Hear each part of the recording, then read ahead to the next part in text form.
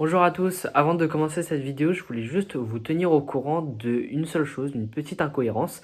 Il est possible qu'il y ait plus de deux parties dans la vidéo, donc parfois si vous voyez qu'il y aura une ou deux parties, une sur deux parties de la vidéo, il est possible qu'il y en ait plusieurs et que du coup, mais voilà, juste regardez le titre de la vidéo en elle-même et vous aurez la réponse claire parce que ce sera quand je le ferai à la toute fin. Mais du coup, je suis encore en train de tourner les vidéos et je voudrais vraiment mettre tout dans toutes les notions du chapitre dans une seule, dans plusieurs vidéos et non faire quelque chose de plutôt général. Et c'est pour ça que du coup, ça me prend énormément de temps et énormément de vidéos. Donc voilà, bon visionnage. Bonjour à tous, très heureux de vous retrouver pour cette nouvelle vidéo de trigonométrie. Donc du coup, dans ce chapitre de SPMAT, nous allons aborder en deux parties. Donc ça, c'est la première vidéo, la première partie.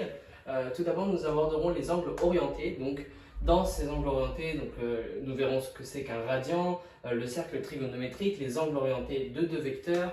Et dans la deuxième partie donc, de cette première partie de vidéo, nous verrons le cosinus et le sinus d'un réel, le réel étant un angle d'ailleurs, et les caractéristiques sur le cercle trigonométrique, ainsi que leurs valeurs remarquables et les formules des angles associés.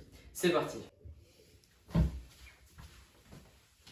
Alors, le cosinus et le sinus. Donc, c'est là que ça commence à devenir... c'est à partir de là qu'on commence vraiment à comprendre à quoi sert le cercle trigonométrique, la trigonométrie juste en général. Mais je vais l'expliquer de manière ultra simple, mais vraiment, parce que c'est pas si compliqué que ça en vrai. Donc, le cosinus et le sinus sur un cercle trigonométrique. Je vais le dessiner pour vous faire comprendre très facilement qu'est-ce que c'est. On a notre cercle, juste là, trigonométrique. Le cosinus, ça correspond tout simplement à ça. Et le sinus correspond à ça. Si vous regardez, c'est comme dans un repère orthonormé, quand vous avez votre axe des abscisses, l'axe des x, et l'axe des ordonnées, l'axe des y. Eh bien, en fait, le cosinus correspond à l'axe des abscisses et le sinus correspond à l'axe des ordonnées sur un cercle trigonométrique, pas sur un repère, sur un cercle seulement. Donc, si techniquement on me donne un point A, il aura donc pour mesure cos de A. Le A ici étant égal en fait à l'angle qui correspond, et sin de A. C'est tout. C'est ultra simple. Donc du coup, à partir de ces mesures-là, à partir de ces propriétés-là, on va donc pouvoir déduire d'autres propriétés. Cos de x appartenant donc à moins 1 et 1, et sinus de x aussi d'ailleurs. Qu'est-ce que ça veut dire? Ça veut dire que le cosinus ne peut pas être supérieur à 1, ni inférieur à moins 1. Si vous avez un truc qui n'est pas dans cet intervalle-là, c'est quelque chose qui cloche dans vos calculs. Donc le cosinus et le sinus sont compris entre moins 1 et 1. Ça, c'est ultra simple.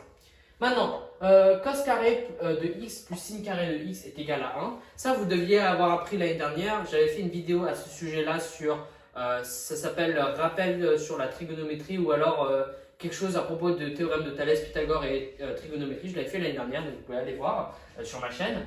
Et en fait, on trouve cette propriété à partir du théorème de Pythagore. Je ne vais pas l'expliquer comment est-ce qu'on obtient exactement.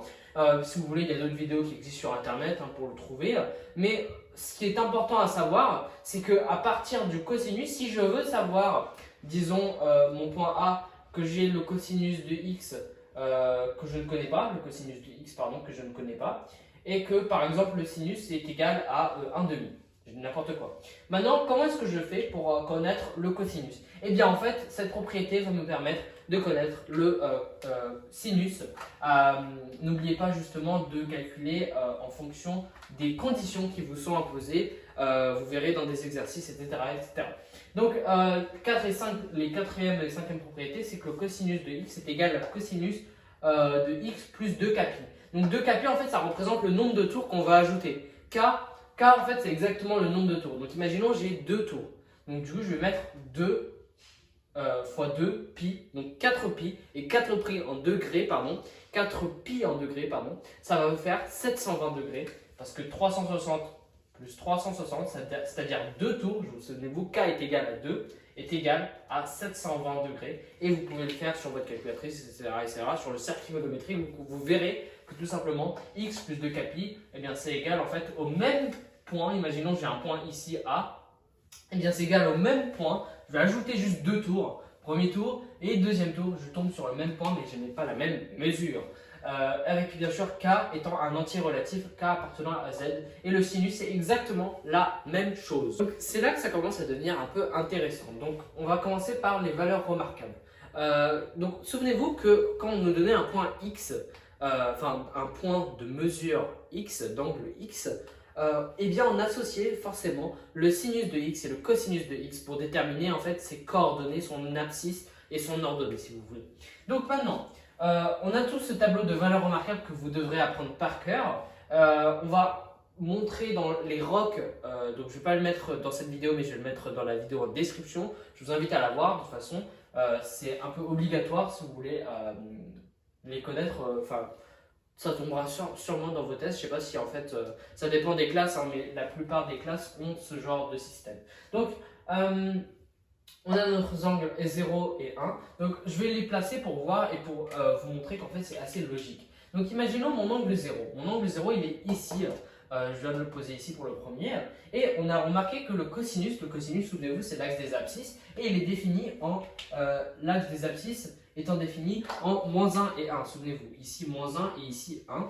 Et l'axe des ordonnées étant défini en 1 et moins 1 en bas. Et bien en fait, on aura moins 1 ici et l'axe des ordonnées 0 parce que bah oui, on sera en 0. Et en fait, ça montre bien que notre point, on va l'appeler A, est de angle 0. Donc maintenant, le point pi sur 6, c'est bien tout simplement, je ne peux pas vous prouver pourquoi est-ce qu'on a racine de 3 divisé par 2, parce qu'on l'explique dans la roc, mais au moins on pourra le poser sur le cercle parce qu'on sait que le sinus de x est égal à 1,5. Donc sinus de x est égal à 1,5, c'est-à-dire que je vais regarder dans cette portion ici, parce que là on est entre 0 et 1, c'est-à-dire les nombres positifs, et je vais prendre la moitié, donc la moitié c'est à peu près ici on va dire. Et on détermine donc pi sur 6. Et pi sur 6, en fait, on va aller dans ce sens-là, tac, tac, tac, tac, tac, tac, tac, tac, tac, parce que de toute façon, notre racine de 3 divisé par 2, il est positif, il est donc ici compris entre 0 et 1, et donc on aura ici notre pi sur 6, et on va l'appeler B le point. Donc ici notre point pi sur 6. Et maintenant pi sur 4. Pi sur 4, eh bien, c'est égal à 45 degrés, pardon, donc c'est la moitié de ce quadrant, on va dire, de ce quartier en quelque sorte. Donc du coup, comme ça sera la moitié, on connaît pas vraiment on peut pas vraiment placer racine de 2 divisé par 2. Je connais pas vraiment les mesures. Donc ce que je vais faire, c'est que je vais prendre mon rapporteur. Ou alors si vous avez des quadrillages, vous pouvez vous référer au quadrillage.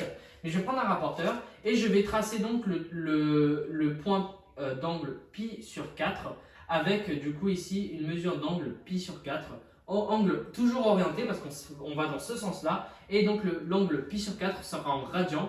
Et si vous voulez, pi sur 4, bah, c'est égal à 90 degrés. Donc sur votre rapporteur, vous regarderez 90 degrés. Parce que bah oui, vos rapporteurs, il se calcule pas, il se gradue pas en radian, mais se gradue bien en degrés. Donc ce sera ici 45 degrés. Et ici mon point C de angle pi sur 4.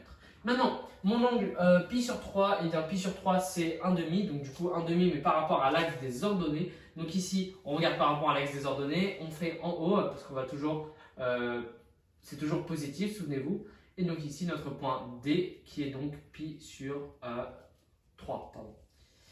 Et maintenant, pi sur 3, donc ici notre pi sur 2. Pi sur 2, il est ici parce que, souvenez-vous, c'est 90 degrés. Mais aussi, si on regarde ici, le cosinus, lui, est égal à 0 parce qu'on est sur l'axe des abscisses 0. Et le sinus, lui, est égal à 1 parce qu'on est tout en haut. Donc maintenant, le pi, eh bien, c'est très simple, il est juste ici. Eh bien, ce sera notre point, donc ça, c'est le point ABCDE. Et donc là, c'est F. Je vais poser ici. Eh bien, ici, il aura pour abscisse moins 1 et comme ordonnée, il aura 0 tout simplement. Comme l'autre, mais c'est exactement l'inverse. Donc du coup, comme je vous l'ai dit, la roc, je vais la mettre donc dans la description. Et dans cette roc, on va donc expliquer comment est-ce qu'on obtient le cosinus et le sinus de pi sur 4 et le cosinus et le sinus de pi sur 3. Donc cosinus de 1,5 et cosinus de racine de 3 divisé par 2 et cosinus de racine de 2 divisé par 2 pour pi sur 4. Donc je vous invite à la regarder et on reprend la vidéo. Alors, je vais faire une version très abrégée, très rapide de tout ce qui est formule des angles associés parce que c'est assez simple et logique en soi. Si vous voulez une version plus détaillée, je la mettrai en description en non répertorié et vous pourrez la voir. Elle dure 5 minutes 30 à peu près, mais là du coup je vais aller très rapidement. Déjà de une, vous n'êtes pas obligé d'apprendre tout, hein, donc voilà. Donc la première propriété qui est représentée sur ce cercle-là, ne regardez pas les trucs en rouge, hein, ça ne servent pas à rien. Si on regardait la première propriété, eh bien en fait on nous dit que cos de moins x est égal à cos de x. On remarque que le cosinus est exactement le même pour le x et pour le moins x. Donc ça prouve bien que cos de moins x est égal à cos de x. Sinus de moins x est égal à moins sinus de x. Eh bien c'est exactement la même chose, sauf qu'on regarde l'axe des ordonnées, et on remarque que le sinus, en fait, c'est exactement l'inverse, l'opposé, du sinus de moins x. Donc sinus de moins x, est égal à moins sinus de x. Maintenant, le cos de pi plus x, donc ça veut dire qu'on rajoute 180 degrés. Il est ici mon x, et bien je vais rajouter 180 degrés. Quand je rajoute 180 degrés, on remarque qu'ils sont opposés par la symétrie de O, qu'en fait x est le symétrique de pi plus x par le point O, O qui est l'origine d'ailleurs, hein, et qu'en fait on remarque que qu'on aura le moins le cosinus. Donc ici le cosinus est ici, et bien on aura exactement l'opposé qui sera ici. Et pour le sinus, du coup, sinus de moins x, sinus de pi plus x, donc c'est exactement la même chose, sauf que là du coup on aura le sinus qui sera négatif ici, le sinus est ici, et on le retrouve juste là. Donc maintenant, le cosinus de pi moins x c'est égal à moins cos de x, encore une fois. On prend mon pi et en fait on le retourne de l'autre côté, et en fait c'est exactement la même chose. Ça donnera exactement la même chose, je ne peux pas l'expliquer plus simplement.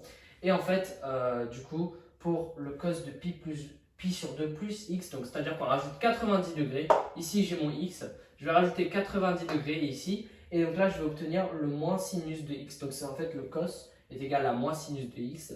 Moins sinus de x qui est juste ici, c'est celui-là. Donc moins sinus de x, pardon, c'est celui-là.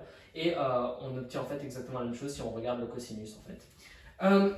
À présent, le sinus de pi sur 2 plus x, et bien en fait ça donnera le cosinus de x. Si vous regardez le cosinus ici, eh bien on aura le cosinus de x, parce que le cosinus il est juste ici. Juste là, pardon. Donc en fait, c'est exactement la même chose. Et le cos de. Donc ça, c'est exactement l'inverse. On va, au lieu de prendre le x, on va enlever 90 degrés à x. Ce qui fait que du coup, on obtiendra ceci, il me semble. Je suis pas sûr, mais bon. Et donc du coup, ça obtiendra le sinus qu'on veut et le cosinus pour le sinus de pi sur 2 moins x. Donc voilà. C'est la fin de cette vidéo, j'espère qu'elle vous aura aidé. Je suis désolé de la longueur. Je vais essayer de faire quelque chose. Je vais peut-être modifier la vidéo, donc faire la première partie, je vais la diviser en 2 parties, donc comme ça sera beaucoup plus simple. J'espère que du coup ça vous aura aidé. N'hésitez pas à vous abonner, commenter, liker, ça me ferait grandement plaisir. Je sais que je vous demande beaucoup, mais en fait c'est tout simplement pour aider cette chaîne qui a besoin de grandir, pour justement aider un maximum de gens. J'essaye d'atteindre un maximum de personnes, et je pense que ça passerait aussi par le fait de s'abonner, etc., qui ferait grandir la chaîne en influence. Mais en tout cas, voilà, je voulais vous remercier énormément. Donc merci à vous, et je vous verrai pour de nouvelles vidéos. Pour l'instant là, bonne révision.